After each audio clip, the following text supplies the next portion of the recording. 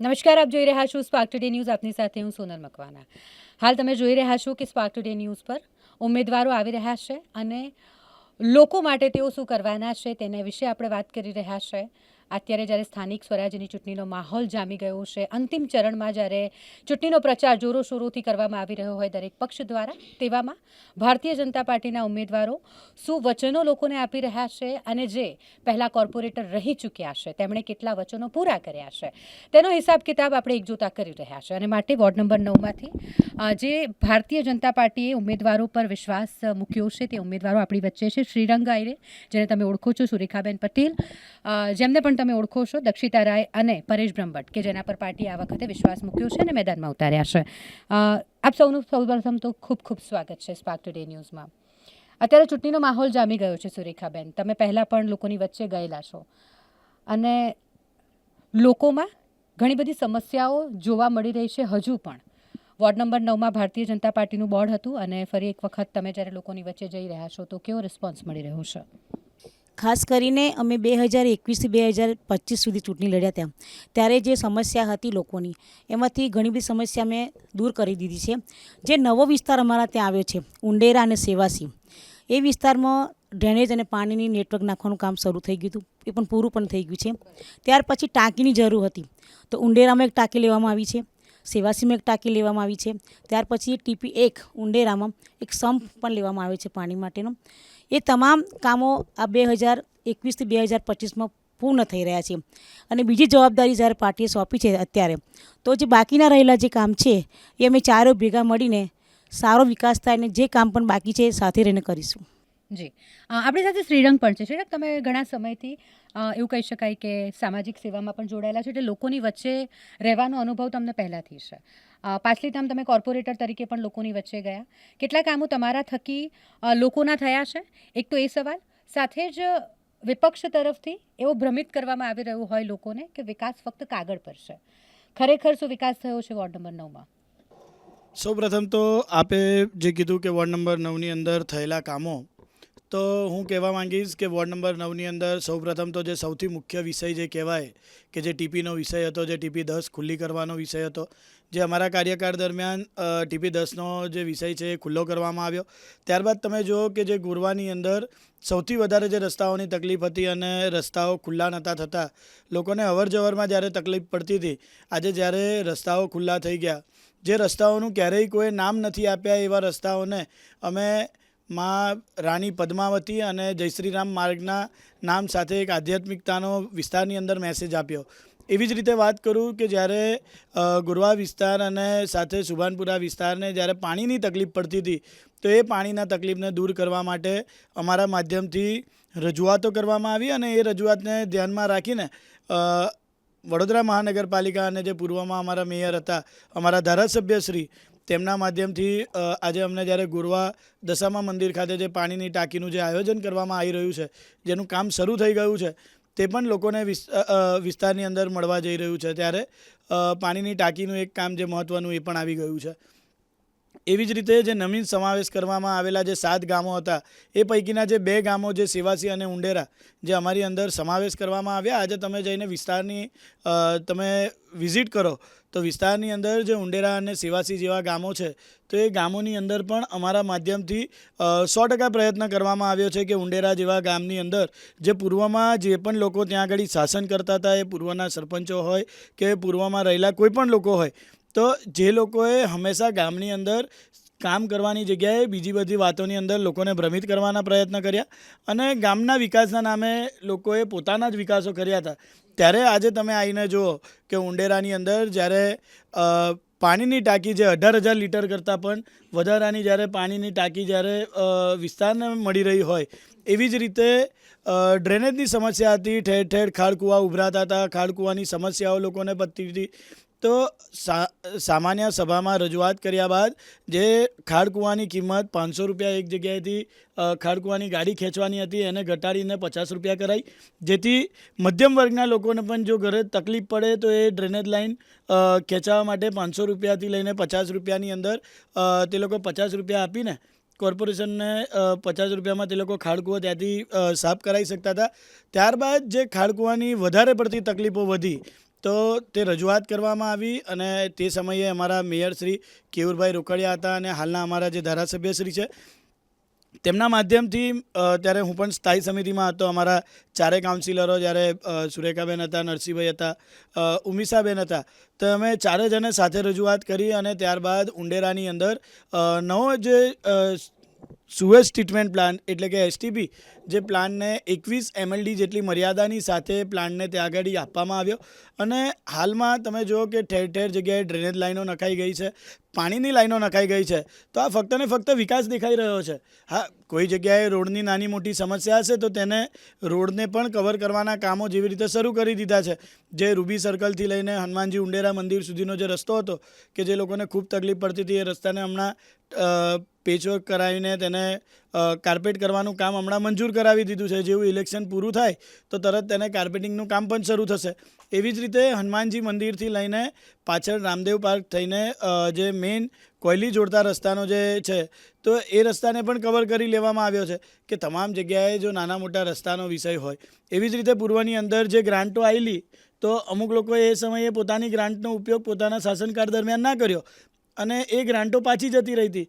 તો ઉંડેરા જેવી વરસાદી કાસ બાકી રહી ગઈ હતી અને વારંવાર ત્યાં આગળ છોકરા ભરેલી જે સ્કૂલે જતા હોય તેમની રિક્ષાઓ પલટી ખાઈ જતી હોય, તેમની વેનો અંદર ખાઈમાં એટલે કાસમાં પડી જતી હોય.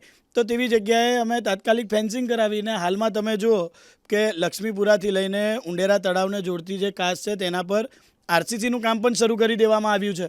એટલે ક્યાંક ને ક્યાંક વિસ્તારની અંદર જે તમે ઇન્ફ્રાસ્ટ્રક્ચરની રીતે જુઓ કે અમારા માધ્યમથી તેની રજૂઆત કરવામાં આવી છે. જે સેવાસી વિસ્તારની અંદર પણ તમે જુઓ કે દરેક જગ્યાએ પાણીની લાઈનો પહોંચી ગઈ છે, સ્ટ્રીટ લાઇટો નખાઈ ગઈ છે, એવી જ રીતે હવે ગટર લાઈનો પણ નખાઈ રહી છે.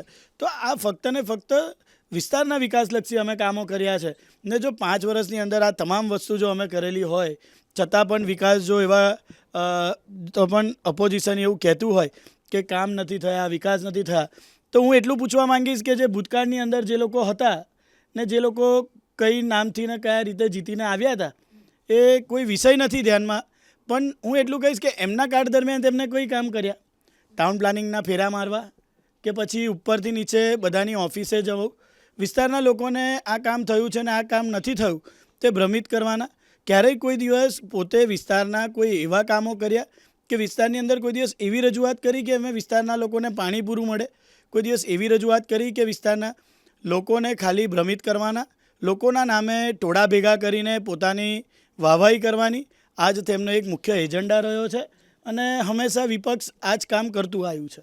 જી શ્રીરંગ, તમે પહેલાં 5 વર્ષ કામ કરી ચૂક્યા છો એટલે તમને ખબર છે કે કયા વિસ્તારમાં કયા પ્રકારની સમસ્યા છે જેને તમે નિરાકરણ લાવવાનો પણ પ્રયાસ કરતા હોવ છો. નવો શું એજન્ડા છે? ઇન્ફ્રાસ્ટ્રક્ચરને લઈને શું ફેરફાર થઈ શકે વોર્ડ નંબર 9માં? નવું કંઈક આપવા જઈ રહ્યા છો નવની જનતાને? સૌપ્રથમ તો ઇન્ફ્રાસ્ટ્રક્ચરની આપણે વાત કરી છે તો સૌથી મોટો વર્ગ એટલે કે યુવા વર્ગ હોય છે કે જે ભારતની જે કહેવાય કે તમામ જે રીતે આગળ વધારવા માટે હંમેશા યુવાનોનો મહત્ત્વનો રોલ રહેલો છે. તો અમારા વિસ્તારનું જે અમીન પાર્ટી પ્લોટ છે ત્યાં આગળ અમે બાળકો માટે એક વિશાળ ત્યાં આગળ રમવા માટેનું જે મિની સ્પોર્ટ ક્લબ જેવું ત્યાં આગળ અમે બનાવી રહ્યા છે.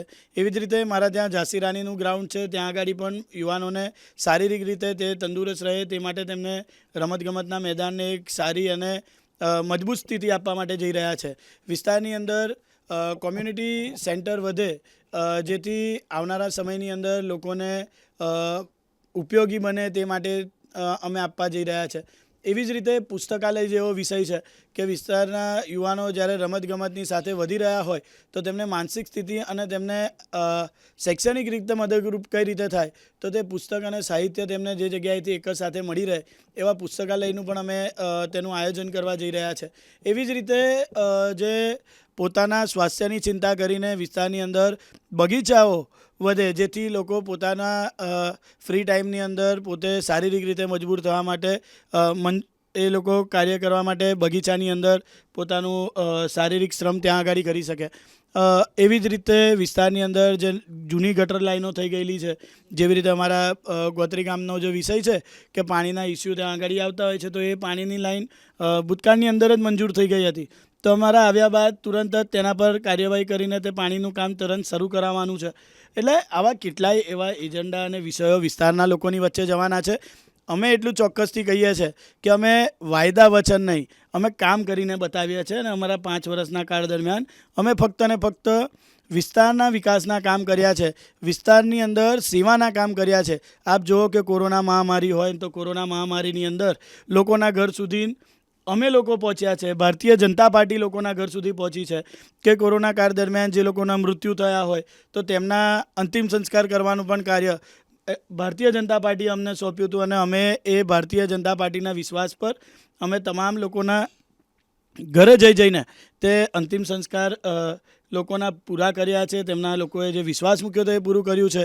પૂરનો વિષય હોય તો અમારા જે રાજેશ ટાવર જેવા વિસ્તારની અંદર સાથે ઉંડેરા જેવા વિસ્તારની અંદર જ્યાં પાણી ભરાયું તો 3 દિવસ સુધી સતત અમે લોકોને બચાવવાનો, તેમને પાણી પહોંચાડવાનો, તેમને જમાડવાનો, તેમને રહેવાનો તમામ અમે લોકોએ ત્યાં આગળ સેવાકીય કામો કર્યા છે. અને એવી જ રીતે વિસ્તારની અંદર જે ગયા વરસાદની અંદર પાણી ના ભરાયું તો તેનું પણ કારણ છે કે તે સોલ્યુશન પણ કઈ રીતે આવે તેના પણ અમારો તેની પાછળનો અભ્યાસ રહેલો છે. અમે તેના પાછળ હંમેશા કાર્ય કરતા હોય છે કે વિસ્તારના લોકોને ક્યાંય તકલીફ ના પડે અને તેમના તકલીફનું સમાધાન જલ્દીથી જલ્દી થાય. તે વિસ્તારના લોકો જ જેવી રીતે મારા પિતાશ્રી પણ કહેતા હોય કે પ્રજા જ અમારી હાઈકમાન્ડ છે. અને ભારતીય જનતા પાર્ટી પંડિત દીનદયાલજીના જ્યારે ઉપદેશ્ય પર અમે કાર્ય કરતા હોય કે છેવાડાના માનવીની સેવા, તો આ તો અમારો વિસ્તાર છે ને આ વિસ્તાર અમારો પરિવાર છે. તો હંમેશા તેમના માટે અમે કાર્ય કરવા માટે સક્ષમતાથી કાર્ય કરતા હોઈએ છીએ. જી પરેશભાઈ પણ આપણી સાથે છે. પરેશભાઈ, તમે વર્ષોથી ભારતીય જનતા પાર્ટી સાથે સંકળાયેલા છો, સંગઠનમાં તમે કામ કર્યું છે, એટલે લોકો વચ્ચે તમે પણ ગયા છો. અત્યારે પાર્ટીએ ઘણા બધા એવા ચહેરાઓને મોકો આપ્યો છે ભારતીય જનતા પાર્ટીએ કે જેને એક નવી તક આપવામાં આવી છે. તમે કઈ રીતે જોઈ રહ્યા છો આ તકને? સાથે જ જ્યારે જનતાની વચ્ચે જાઓ છો તો હવે તમારો શું રિસ્પોન્સ રહેશે જ્યારે તમે જો ચૂંટાઈને આવો છો તો? છેલ્લા ઘણા વર્ષોથી લગભગ 2013થી પાર્ટીના સંગઠનમાં વોર્ડમાં મહામંત્રી અને 2 ટર્મ પ્રમુખ રહ્યો છું.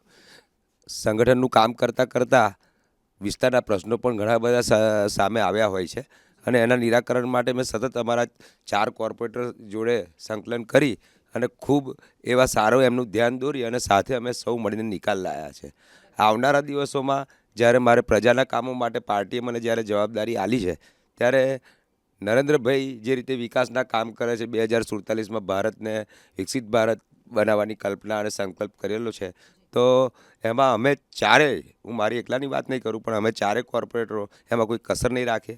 એમાં વાત આવી છેવાડાના માનવીની, સરકારના લાભાર્થીઓ જે છે એમને લાભ પહોંચાડવાની કે વિસ્તારના વિકાસની, એમાં જે સર્વશ્રેષ્ઠ થશે અમે સૌ 4 ભેગા થઈ અને લોકોને અમારું સર્વશ્રેષ્ઠ યોગદાન આપશું. જી દક્ષિતાબેન પણ આપણી સાથે છે. દક્ષિતાબેન, તમે પહેલી વાર ચૂંટણી લડવા જઈ રહ્યા છો, લોકોની વચ્ચે જાઓ છો તો કેવો રિસ્પોન્સ મળે છે, કઈ રીતનો અનુભવ થઈ રહ્યો છે? અમે લોકોની વચ્ચે જ્યારે જઈએ છીએ, જનસંપર્ક માટે અમે જઈએ છીએ તો અમને ખૂબ સારો અનુભવ થઈ રહ્યો છે. અમારી 4 પેનલને બહુમતીથી જીતાડવાની લોકોનો વિશ્વાસ અમને મળી રહ્યો છે અને લોકો અમને કહે છે કે ભાજપ જ જીતશે. જી શ્રીરંગ, શું કહેશો? જીતનો વિશ્વાસ કેટલો પાકો? જીતનો વિશ્વાસ એટલો કે ગઈ વખતે સમગ્ર વડોદરા શહેરની અંદર એક નાની ઉંમરના ઉમેદવાર તરીકે આજ મારા વોર્ડ નંબર 9 એટલે કે આ મારા પરિવારે મને પ્રથમ ક્રમાંકે સમગ્ર અમારી પેનલને જીતાડી હતી. અને જીતનો વિશ્વાસ આજે પણ એટલો જ છે કે જે 5 વર્ષ તેમની અંદર સેવાકીય કાર્યો કર્યા છે, 5 વર્ષ વિસ્તારના લોકોને આપ્યા છે અને તેમના વિશ્વાસ પર જ્યારે ખરા ઉતર્યા છે ત્યારે આવનારા સમયની અંદર સમગ્ર વડોદરા શહેર તો નહીં પણ સમગ્ર ગુજરાતની અંદર અમે પ્રથમ ક્રમાંકે આવવાના અમારા જે વિસ્તારના લોકોના આશીર્વાદ છે. અને પ્રજા હંમેશા જેવી રીતે દક્ષિતાબેને કીધું, પરેશભાઈએ કીધું, સાથે અમારા સિનિયર એવા સુરેખાબેને કીધું કે વિસ્તારના લોકોનો હંમેશા અમારા પર પ્રેમ રહ્યો છે. એ કોઈપણ પરિસ્થિતિ હોય લોકો અમારી સાથે રહ્યા છે અને લોકો હંમેશા તેમના આશીર્વાદ અમારી સાથે રહ્યા છે. તો ચોક્કસથી આવનારા સમયની અંદર અમે તો એક નવો ઇતિહાસ બનાવવા જઈ રહ્યા છે કે સમગ્ર વડોદરા શહેર નહીં પણ સમગ્ર ગુજરાતની અંદર પહેલા નંબરે જીતનારી પેનલ અને ચોક્કસથી સામેના જે પણ લોકો હશે તે લોકો પણ તેમના જીવનકાળની અંદર યાદ રાખશે કે 4 એવા ઉમેદવાર ભારતીય જનતા પાર્ટીએ આપ્યા હતા કે સામેવાળાની ડિપોઝિટ પણ ગઈ, પણ કદાચ એમને એમના મતદાનની અંદર એમના જે ગણતરી થઈ હશે 28મી તારીખે, તો એમને કદાચ પહેલા રાઉન્ડથી એમને એવું થશે કે ચાલો હવે આપણે ઘરે જઈએ, કેમ કે પહેલા રાઉન્ડથી જ જે લીડ વાગવાની છે ને, કદાચ આ જીવન તેમને યાદ રહેશે. અને ભારતીય જનતા પાર્ટી પણ હંમેશા અમારા પર જે જવાબદારી સોંપી છે તે જવાબદારી પર ખરા ઉતરવા માટે અમે પણ સક્ષમતાથી તૈયાર છે અને 28મી તારીખની રાહ જોઈ રહ્યા છે કે ક્યારે અમારું પહેલું રાઉન્ડ શરૂ થાય કે પહેલા જ રાઉન્ડથી જ્યારે લીડ વાગશે ત્યારે ચોક્કસથી સામેવાળાની ડિપોઝિટ જવાની શરૂઆત પણ થઈ ગઈ હશે. જી સુરેખાબેન, અંતમાં શું કહેવા માંગશો વોર્ડ નંબર 9ની જનતાને? કારણ કે મતાધિકારનો ઉપયોગ કરવો પણ જરૂરી છે. લોકો મતદાન મથકે જાય અને મતાધિકારનો ઉપયોગ કરે તે માટેની કોઈ અપીલ? ખાસ કરીને અત્યારે ગરમી પણ છે, એટલે લોકોને અમે એ જ કહીએ છીએ કે સવારે વહેલા મતદાન થઈ જાય અને લોકો મતદાન કરવા માટે આવે જ છે, પણ થોડી ગરમી વધારે છે તો લોકોને રિક્વેસ્ટ કરીને અમે એવું કહીએ છીએ કે તમે મતદાન સવારે વહેલું થઈ જાય એવા પ્રયત્નો આપણે સાથે રહીને કરીશું. કોઈ પણ જગ્યાએ એવું લાગશે તે પણ અમે 4 કોર્પોરેટરો, અમારી ભારતીય જનતા પાર્ટીની જે ટીમ છે એ સાથે મળીને જેટલું સવારે વહેલું મતદાન થાય એવા પ્રયત્ન કરીશું. જી, થેન્ક યુ સો મચ તમારા સૌનો. વોર્ડ નંબર 9ની પેનલ આપણી સાથે હતી ને આપણે એમની સાથે વાત કરી. ભારતીય જનતા પાર્ટીના ઉમેદવારો છે જે મેદાનમાં છે. ગત ટર્મની વાત કરીએ તો ત્યારે પણ વોર્ડ નંબર 9માં ભારતીય જનતા પાર્ટીના ઉમેદવારો જંગી બહુમતીથી જીત્યા હતા અને આ વખતે પણ તેમને ખૂબ વિશ્વાસ છે કે વિપક્ષની ડિપોઝિટ પણ જપ્ત થઈ જશે. હવે એ તો આવનાર સમય જ બતાવશે, પરંતુ તેમણે શું કામ કર્યા છે અને આવનાર ટર્મમાં જો જીતે છે તો પછી શું કામ કરવાના છે, શું વોર્ડ નંબર 9ની જનતાને તેઓ ભેટ આપવા જઈ રહ્યા છે, તે તમામ વાતો આપણે અત્યારે એમની સાથે કરી હતી. આવી અનેક અપડેટ જોવા માટે સ્પાર્ક ટુડે ન્યૂઝ પર જોડાયેલા રહો. કેમેરા પર્સન ગૌતમ સાથે હું Sonal Makwana, spark today news.